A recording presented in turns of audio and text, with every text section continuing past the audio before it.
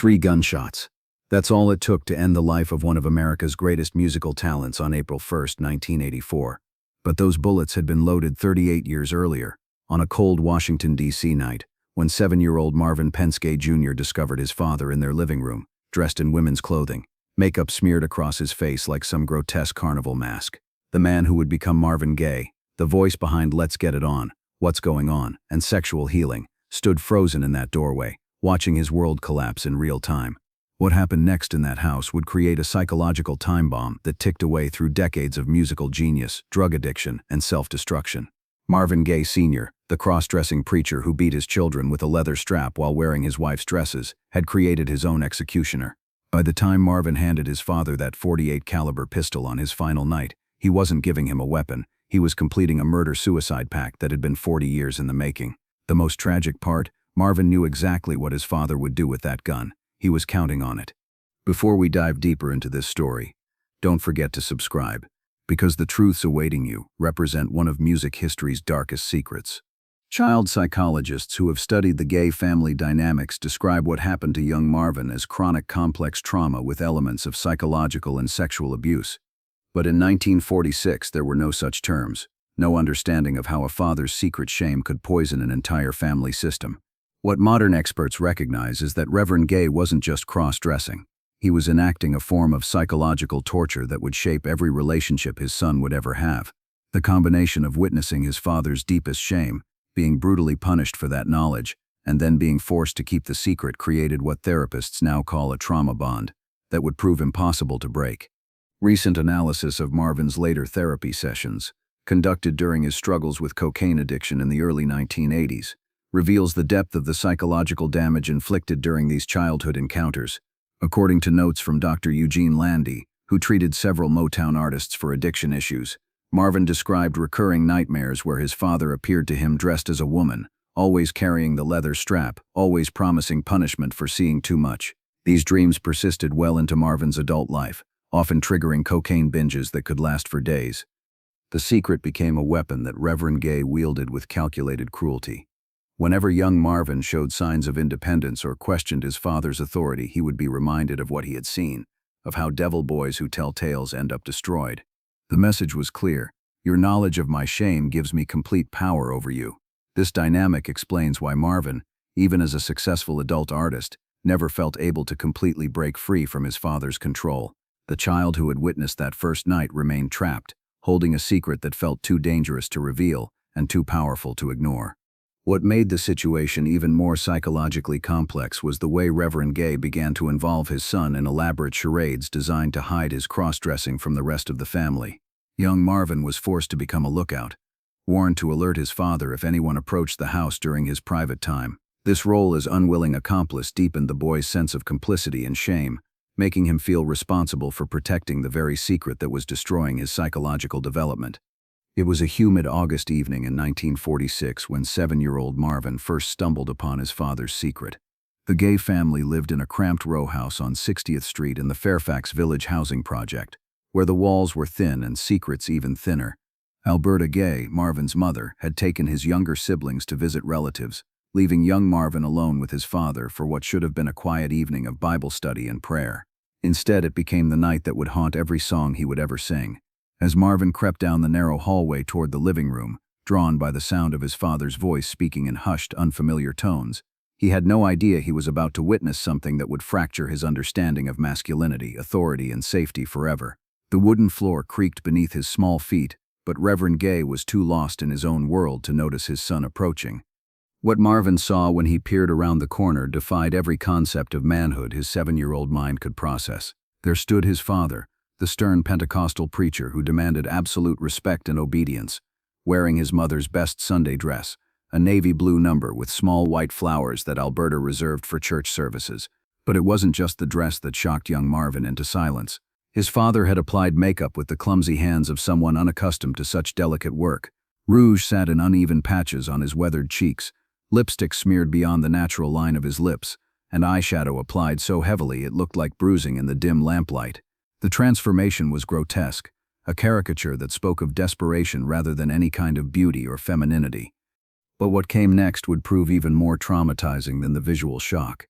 Reverend Gaye began speaking to himself in the mirror, his voice pitched higher, adopting mannerisms that seemed foreign and rehearsed.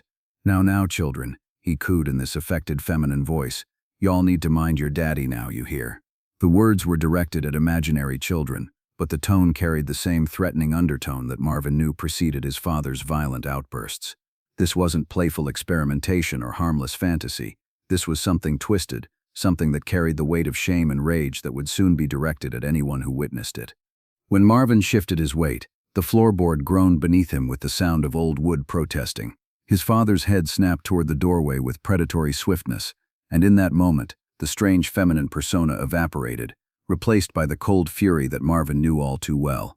The makeup-smeared face contorted with rage, and for a terrifying moment, the boy couldn't tell if he was looking at his father or some demonic entity that had possessed him.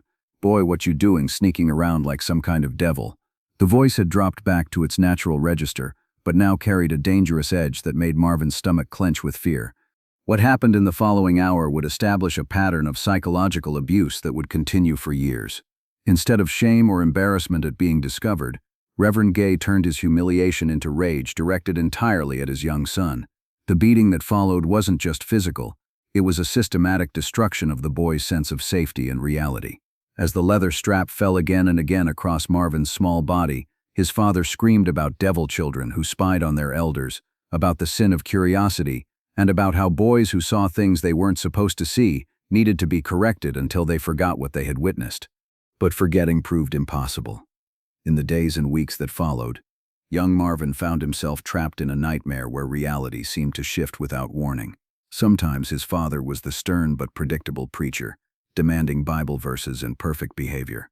Other times, usually when his mother was away, the house would fill with an atmosphere of dread that 7-year-old Marvin couldn't name but felt in every fiber of his being. He began to understand that his father's dress-up times happened regularly, and that witnessing them carried severe consequences. By the time Marvin reached his early teens, the psychological pressure had begun to manifest in ways that would later shape his musical genius. Music became his escape, the only realm where he could process emotions too complex and disturbing for his young mind to handle directly. His early vocal style, that distinctive mixture of vulnerability and power that would later define the Motown sound, was born in moments when he sang alone in his room, trying to drown out the memory of his father's voice pitched artificially high, speaking to imaginary children. The irony wasn't lost on those who knew the family, that Marvin's incredible vocal range and emotional depth seemed to emerge from the same psychological space where his trauma lived. Church members often commented on how the boy could make grown adults weep with his renditions of gospel standards, never suspecting that the pain they heard in his voice came from experiences no child should endure. What they interpreted as spiritual gift was actually survival mechanism. Marvin had learned to channel unbearable psychological pressure into sound, transforming shame and terror into something that touched the souls of listeners. This pattern would continue throughout his career at Motown. When Berry Gordy first heard Marvin's voice during an audition in 1961, he described it as pain you could dance to, not realizing how literally accurate that assessment would prove to be. Every major hit that Marvin would record, from I Heard It Through the Grapevine to What's Going On to Sexual Healing, carried traces of that original trauma, the sound of a man trying to sing his way out of a psychological prison built in childhood. Recording engineers at Hitsville, USA noticed that Marvin's most powerful vocal performances often came after periods of visible distress. Diana Ross, who performed with him on several duets, later recalled that Marvin seemed to disappear into some private space of pain when the microphone was turned on, emerging with vocals that seemed to come from somewhere deeper than technique or training could explain. It was like he was singing to ghosts, she remembered. And maybe he was. In 1981, facing massive debts to the IRS and struggling with cocaine addiction that had reached life-threatening levels, Marvin fled to Belgium, hoping that physical distance from America might provide the psychological space he needed to heal. The move was prompted partly by financial necessity, but those close to him understood that he was also running from the psychological ghosts that had haunted him since childhood. Belgium represented a place where his father's influence couldn't reach him, where the shame and secrets of his past might finally lose their power. Initially, the strategy seemed to work. Away from the pressures of American celebrity and the easy availability of high-grade cocaine, Marvin began to stabilize both physically and emotionally. He started work on what would become the Sexual Healing album, channeling his pain and recovery into music that would prove to be among his most powerful and commercially successful. The title track, which dealt explicitly with healing through intimate connection, was interpreted by most listeners as being about romantic love, but those who knew Marvin's history understood that it was really about his desperate attempt to heal wounds that had been inflicted decades earlier. But even in Belgium, thousands of miles from Washington, D.C., Marvin couldn't escape the psychological patterns that his father had established. He began receiving letters from Reverend Gaye, rambling religious screeds that mixed biblical quotations with personal attacks on Marvin's lifestyle and career choices. These letters, which arrived with disturbing frequency, seemed designed to remind Marvin that no amount of distance or success could free him from his father's judgment and control. The content of these letters, some of which survived in Marvin's personal papers, revealed the depth of the psychological warfare that had been waged between father and son for decades. Reverend Gaye would reference specific incidents from Marvin's childhood, including veiled allusions to the cross-dressing episodes, using them as evidence of his son's inherent sinfulness and spiritual corruption. The message was always the same: you are contaminated by what you have seen, and that contamination will follow you wherever you go. By the mid-1970s, Marvin's cocaine use had evolved from recreational experimentation to desperate self-medication. The drug offered temporary relief from the psychological pressure that had been building since that first night in 1946 when he witnessed his father's secret shame. But cocaine also heightened the paranoid tendencies that trauma had planted in his psyche, creating a feedback loop of fear and chemical dependency that would eventually consume his life. Those closest to Marvin during this period describe a man constantly looking over his shoulder, convinced that his father was somehow monitoring his behavior even from hundreds of miles away. The cross-dressing episodes, which had continued sporadically throughout Marvin's childhood and adolescence, had apparently stopped by the time he reached fame, but their psychological impact had only grown stronger with time. Marvin would often tell friends that he felt his father inside his head, watching and judging every decision he made. The paranoia wasn't entirely chemical. Reverend Gaye had indeed been keeping track of his son's career, collecting newspaper clippings and magazine articles about Marvin's success. But rather than feeling proud, the elderly preacher seemed to interpret his son's fame as a form of betrayal, a rejection of the family values and religious teachings that had supposedly shaped his character. When Marvin's music began to address social and political themes with albums like What's Going On, his father saw it as further evidence of his son's corruption and spiritual decline. During cocaine binges that could last for days, Marvin would often call friends and family members, speaking rapidly about childhood memories that seemed to pour out of him without filter or organization. These conversations, some of which were recorded by concerned friends hoping to document Marvin's deteriorating condition, reveal the extent to which his father's cross-dressing episodes continued to dominate his psychological landscape. He would describe dreams where his father appeared to him in women's clothing, always carrying the leather strap, always promising punishment for sins both real and imagined. As Marvin entered adulthood and began his rise to fame with Motown Records, the psychological patterns established during those traumatic childhood encounters began to manifest in his romantic relationships. His first marriage to Anna Gordy, Berry Gordy's older sister, was marked by a dynamic that eerily mirrored his relationship with his father, a powerful, controlling figure who held secrets that could destroy him, and a younger, vulnerable person desperate for approval yet filled with resentment. Anna was 17 years older than Marvin, and from the beginning of their relationship she assumed a maternal role that both comforted and repulsed him. Friends who knew the couple describe how Marvin seemed to seek out situations where he could be simultaneously protected and dominated, recreating the psychological complexity of his childhood home. When Anna would dress him for public appearances, selecting his clothes and adjusting his appearance, observers noted how Marvin would become visibly agitated, his hands shaking in ways that had nothing to do with stage nerves.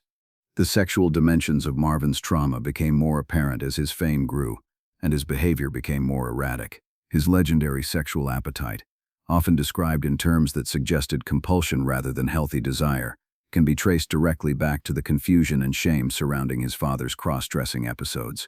Marvin seemed driven to prove his masculinity through constant sexual conquest, yet he was simultaneously drawn to relationships where he could surrender control, where someone else would make the decisions about how he should appear and behave. This psychological complexity reached its peak during his relationship with Janice Hunter, who became his second wife. Janice was only 17 when they began their affair, young enough to trigger the protective instincts that Marvin's own childhood had never developed properly. Yet even in this relationship, patterns of control, secrecy, and psychological manipulation emerged. Marvin would disappear for days at a time, later claiming he had been working on music, though everyone close to him knew he was using cocaine heavily and engaging in increasingly dangerous sexual encounters. Despite the relative peace he had found in Belgium, Marvin made the decision to return to the United States in late 1983, a choice that puzzled many of his friends and advisors who recognized that America represented everything he had been trying to escape. The official reason for his return was financial. He needed to tour in order to pay his mounting debts and legal obligations. But those who knew him best suspected that deeper psychological forces were at work, that his exile had only postponed rather than resolved the fundamental conflicts that had been established in childhood. The truth, which became clear only in retrospect, was that Marvin had reached a psychological breaking point where the pain of remaining alive had begun to outweigh his survival instincts. The years of drug abuse, failed relationships, and financial stress had worn down his psychological defenses to the point where the original trauma from his childhood was no longer contained by the coping mechanisms he had developed. He was, in the language of modern psychology, experiencing what therapists call trauma breakthrough, where past experiences suddenly become as real and immediate as if they were happening in the present moment. His decision to move back into his parents' house in Los Angeles was particularly telling. Friends who tried to talk him out of this arrangement understood that living under the same roof as his father was virtually guaranteed to recreate the psychological dynamics that had been established 40 years earlier. But Marvin seemed drawn to this confrontation, as if some part of him recognized that the only way out of his psychological prison was to face its architect directly. The months leading up to the final confrontation were marked by increasingly erratic behavior that suggested Marvin was preparing for something catastrophic. He began giving away personal possessions, settling old scores with friends and business associates, and speaking frequently about death in ways that went beyond the metaphorical. Those close to him describe a man who seemed to be tying up loose ends, as if he were preparing for a journey from which he wouldn't return. Today, when we listen to Marvin Gaye's music, we're hearing the sound of a man trying to sing his way out of psychological captivity that began in childhood and ended only with his death. Every note he sang carried traces of that original trauma, the memory of a 7-year-old boy discovering that the adult world contained secrets too shameful to speak and too dangerous to ignore. The vulnerability and power in his voice came from the same source as his psychological pain, the constant tension between the need to hide and the desperate desire to be truly seen and understood. The musical legacy he left behind serves as both monument and warning, a testament to the ways that childhood trauma can be transformed into art but never fully escaped. His greatest songs, What's Going On, Inner City Blues, Save the Children, deal with themes of social justice and family dysfunction that were deeply personal rather than merely political. When he sang about children growing up too fast or families torn apart by forces beyond their control, he was drawing from experiences that had shaped every day of his life since 1946. Perhaps the most profound tragedy of Marvin Gaye's story is that the very trauma that destroyed him also gave him the emotional depth that made his music so powerful and enduring. The same psychological wounds that drove him to cocaine, sexual compulsion, and ultimately suicide also provided him with access to emotional territories that most artists never reach. His pain became our healing. His dysfunction became our dance music. His tragedy became our cultural treasure. On April 1, 1984, 3 gunshots ended a life that had been shaped by secrets, shame, and cycles of abuse that stretched back to before Marvin was born. But the music he created from that pain continues to resonate, reminding us that even in the darkest psychological circumstances, human beings can create beauty that outlasts the suffering from which it emerged. Marvin Gaye's voice may have been silenced, but the sound of his struggle, the eternal tension between vulnerability and power, shame and pride, destruction and creation, lives on in every song he left behind. The little boy who witnessed his father's secret shame on that August night in 1946 could never have imagined that his psychological wounds would eventually touch millions of souls around the world. But perhaps that's the ultimate meaning of Marvin Gaye's legacy, that even our deepest traumas, when transformed through art and courage, can become sources of healing for others, even if we cannot heal ourselves. The gun that killed Marvin Gaye had been his gift to his father, purchased ostensibly for protection, but loaded with psychological significance that went far deeper than home security. In giving his father that weapon, Marvin was completing a transaction that had begun on that August night in 1946 when a 7-year-old boy first witnessed his father's deepest shame. The child who had been forced to keep terrible secrets, who had been beaten for witnessing what he was never supposed to see, had grown into a man who understood exactly how to manipulate those same psychological triggers to achieve his desired outcome. The tragedy of Marvin Gaye's death lies not just in the loss of his musical genius, but in the recognition that his entire life had been shaped by trauma that was both preventable and perpetual. The cross-dressing episodes that his father had hidden with such desperate shame were relatively minor expressions of psychological complexity, but the violence and secrecy surrounding them had transformed manageable personal struggles into generational toxicity that ultimately claimed both their lives. In his final years, Marvin often spoke about wanting to break cycles of abuse and dysfunction that had plagued his family for generations. He recognized that his own children were at risk of inheriting the psychological damage that had been passed down to him, and he struggled with the knowledge that his addiction and erratic behavior were creating new traumas even as he tried to heal from old ones. The irony is devastating. In choosing death, he was trying to prevent his father from continuing to hurt their family, but he was also ensuring that his own children would carry the weight of his suicide for the rest of their lives. Modern forensic psychology has a term for what happened between Marvin and his father on April 1, 1984. Victim-precipitated homicide. This occurs when individuals who cannot bring themselves to commit suicide create situations where others will kill them, often by provoking family members or authority figures to the point where violence becomes inevitable. The psychological profile fits Marvin's case almost perfectly. A deeply traumatized individual who felt unable to escape his pain through conventional means, yet lacked the psychological capacity for direct self-destruction.